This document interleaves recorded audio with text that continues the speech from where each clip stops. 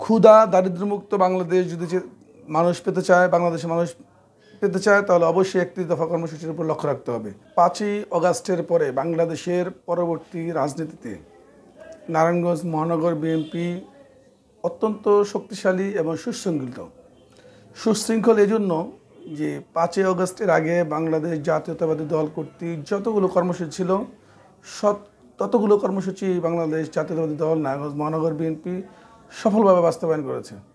এবং আমি মনে করি যুগের সাথে তাল মিলিয়ে, জনগণের সাথে তাল মিলিয়ে, জনগণের চাহিদা অনুযায়ী বাংলাদেশ জাতীয়তাবাদী দল নারায়ণগঞ্জ মহানগর বিএনপি আন্দোলন সংগ্রাম পাশাপাশি জনসম্পৃক্ততামূলক কর্মসূচিতে সবসময় অংশগ্রহণ করেছে।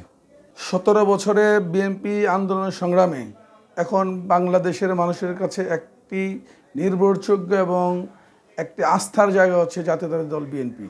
এবং আমাদের নেত্রী দেশনেত্রী বেগম খালেদা জিয়া দীর্ঘ লড়াই সংগ্রামের পর আপসহীন সংগ্রামের কারণেই উনি বাংলাদেশ জাতীয়তাবাদী দল বিএনপি এখনও পর্যন্ত তার জনপ্রিয়তার মধ্যেই টিকে আছে।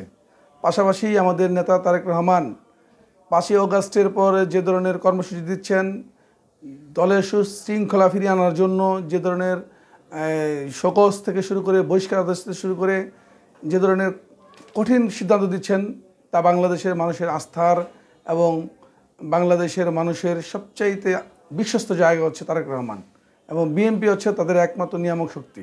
নির্বাচনী কী ধরনের ম্যানিফেস্টো হবে সেটা জনাব তারেক রহমান 31 দফা কর্মসূচির মাধ্যমে জনগণকে মেসেজ দিয়ে দিয়েছেন। এই 31 দফা কর্মসূচি এবং শহীদ রাষ্ট্রপতি জিয়াউর রহমানের 19 দফা কর্মসূচির ভিত্তিতেই আগামী দিনে রাষ্ট্র পরিচালিত হবে, এটা নিঃসন্দেহে আমরা বলতে পারি।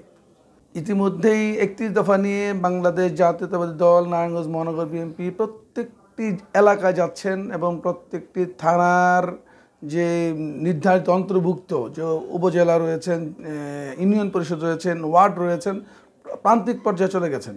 এখন যেটুকু রয়েছে মানুষের কাছে পৌঁছে দেওয়ার জন্য দেশনায়ক তারেক রহমান যে বক্তব্য দিয়েছেন যে আমরা যেমন ছোটোবেলা আমার মার কাছ থেকে বেশি কিছু দাবি করার জন্য যেভাবে আমরা তার কাছে পিছনে পিছনে ঘুরতাম, ঠিক তেমনিভাবে 31 দফা কর্মসূচি নিয়ে জনগণের পাশে পিছু পিছু ঘুরতে বলেছেন। সুতরাং আমরা মহানগর বিএনপি তার এই বক্তব্য থেকে আমরা স্পষ্টভাবে বার্তা পেয়েছি যে আমরা জনগণের পেছনে থাকতে বলছেন জনগণের আস্থা অর্জনের জন্য। এই 31 দফায় হচ্ছে জনগণের আস্থা, এই আস্থাটা যাতে আমরা অর্জন করতে পারি, যে সেজন্যই জনগণের ধারে ধারে যাওয়ার জন্য, ঘরে ঘরে যাওয়ার জন্য বলছেন, আমরা যাচ্ছি। ক্ষুধা দারিদ্র্যমুক্ত বাংলাদেশ যদি মানুষ পেতে চায়, বাংলাদেশের মানুষ পেতে চায়, তাহলে অবশ্যই 31 দফা কর্মসূচির উপর লক্ষ্য রাখতে হবে। 31 দফা কর্মসূচি যেমন রাষ্ট্র গঠনের কথা বলা আছে, তেমন সামাজিক উন্নয়নের কথা বলা আছে, এবং প্রতিবেশী রাষ্ট্রের সাথে কী ধরনের ব্যবহার হবে, কী ধরনের সম্পর্ক হবে সেটাও বলা আছে।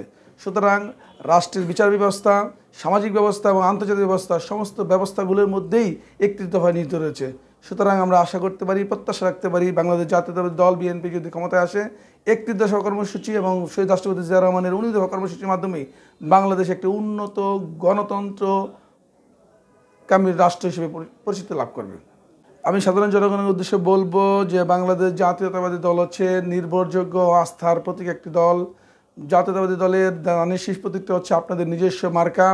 এই মার্কায় যদি আপনারা ভোট দেন, নিশ্চিত করে বলতে পারি আগামী প্রজন্ম আপনি শিক্ষিত প্রজন্ম পাবেন, একটি শান্তিপ্রিয় রাষ্ট্র পাবেন এবং আন্তর্জাতিকভাবে সম্মানিত রাষ্ট্র নাগরিক হিসেবে বসবাস করতে পারবেন। বাংলাদেশ জাতীয়তাবাদী দল সবসময় ইসলামী মূল্যবোধের উপর বিশ্বাস করে এবং জাতীয়তাবাদী শক্তির উপর বিশ্বাস করে। আমাদের দেশনায়ক তারেক রহমান সে ধরনের উপযোগী একটি সংগঠন তৈরি করছেন এবং আগামী দিনেও একটি বাংলাদেশ স্বনির্ভরশীল বাংলাদেশ গড়ে তুলবেন।